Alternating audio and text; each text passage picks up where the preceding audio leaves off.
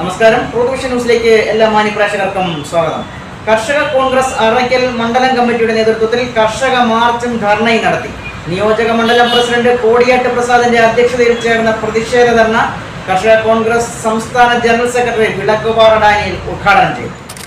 അറയ്ക്കൽ കൃഷി ഓഫീസിന് മുന്നിൽ കർഷക ധർണയും പ്രതിഷേധ മാർച്ചും നടന്നു. വന്യമൃഗശല്യം മൂലം പൊറുതിമുട്ടി കഴിയുന്ന കർഷകന് മറ്റൊരു ആഘാതമേൽപ്പിക്കുന്ന ഇടപെടലാണ് കൃഷി വകുപ്പ് മന്ത്രി സ്വീകരിക്കുന്നതെന്നും മന്ത്രി രാജിവെക്കണമെന്നും കർഷക കോൺഗ്രസ് സംസ്ഥാന ജനറൽ സെക്രട്ടറി വിളക്കുപാറ ഡാനിയൽ ആവശ്യപ്പെട്ടു. കൃഷിമന്ത്രി കേരളത്തിലെ കേര കർഷകരെ ലാഘവ ബുദ്ധിയോടെയാണ് കാണുന്നതെന്നും കർഷക കോൺഗ്രസ് നേതാവ് ആരോപിച്ചു.